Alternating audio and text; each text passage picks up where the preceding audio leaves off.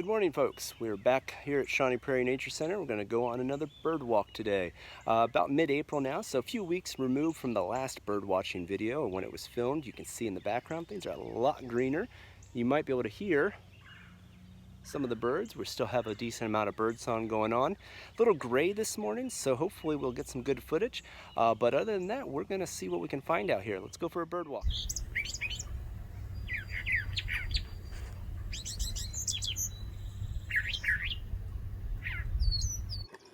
So it's our chipping sparrow again. These guys will be here through the rest of the summer. Nice view of this guy today. Kind of checking me out down on the trail.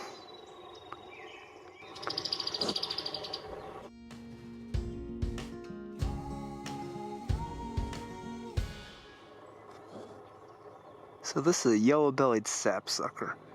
This guy is making all sorts of noise, drumming on this log, indicating that this is a good spot for the ladies.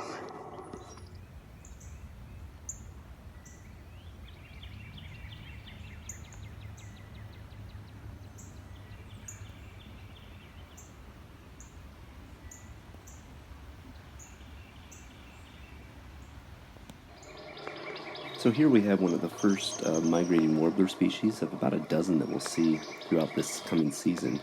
This species is pretty common. Listen for their distinct call, bzz, bzz, bzz, bzz.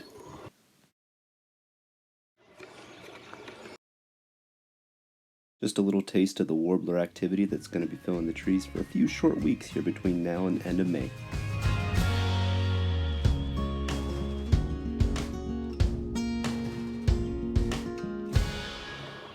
The brilliance of the blue of a tree swallow is pretty much unmatched. These guys are fairly common over bodies of water and also just in the backyard if you happen to have enough insect activity buzzing around.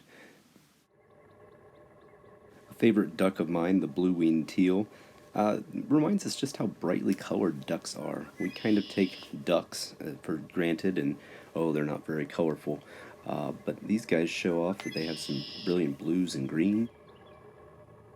Blue-winged teal male in distinct has that really brilliant face mask.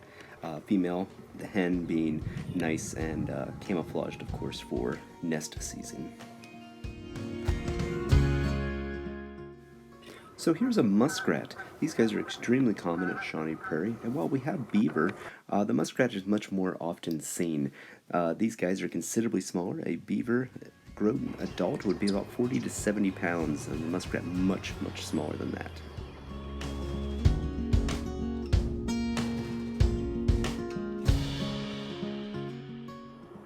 So this is pretty exciting. This pair of blue jay are gathering nesting material. Wasn't able to see exactly where they were going to, but they were harvesting twigs from this locust tree. Once before I've stumbled upon a blue jay nest, and it was very well stashed and hidden in the crook of a tree branch, and had I not seen one of the adults fly into it, would not have been able to spot on my own. Not to be confused with the golden-crowned king that we saw last week, here's a ruby-crowned. These guys are a little bit less bold color on the face. You'll see here with this pop-up picture that shows just how brightly colored the facial markings are on the golden-crowned.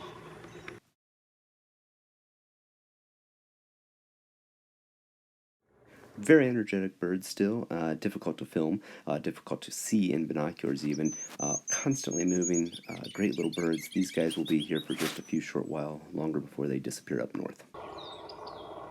More often observed darting along the forest floor, jumping over little branches and twigs. This hermit thrush is kind of hanging out on this branch today, giving us a very good look of him. Here we get a good look at that distinct rusty red tail, and then this tail bob. Very characteristic.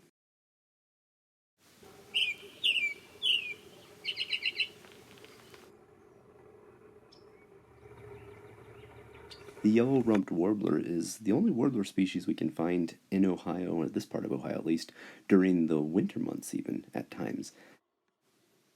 Often overlooked and considered by many bird watchers that, oh, it's just a yellow-rumped. These gorgeous little birds can have some amazing colors, especially when they start hitting full breeding plumage here shortly. You can see they're also referred to as the butterbutt warbler.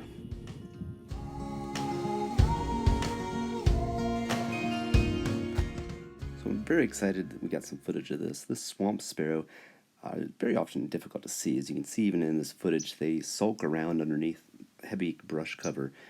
A distinct sparrow species that we find back in the wetlands at Shawnee Prairie, and often overlooked and not seen by many. Often mistaken as a red-headed woodpecker, this is in fact a red-bellied woodpecker. This male, you can see the red comes all the way down to the front of his beak, whereas the female would stop higher up on her forehead. This is one of only a handful of times when I've seen a flicker actually in the tree. Often these guys are observed on the ground eating a huge quantity of ants. In fact, that's what I'm pretty sure this guy was looking for inside this cavity here. I don't believe it was looking for a nest cavity. It seemed very intent on attempting to feed on something inside. Again, my guess, ants. These guys love to eat ants.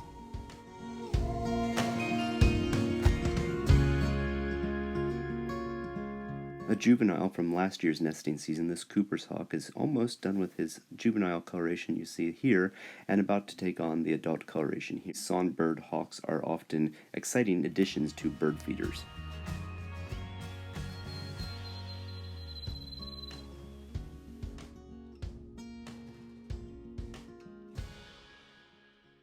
Well, this is neat. This is a savanna sparrow.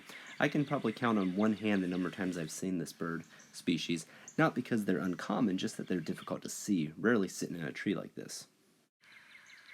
Often termed LBJs, little brown jobs, sparrows have a little bit more of a subtle coloration to them, but for example, check out those yellow eyebrows. Female towhee sitting together in the same tree must have discovered their nesting territory. You see the male has a much bolder black head, female is kind of overall chocolate brown. Very fun song of Drink Your Tea. Up there goes the female, down a little lower. That chweet you're hearing is the towhee responding.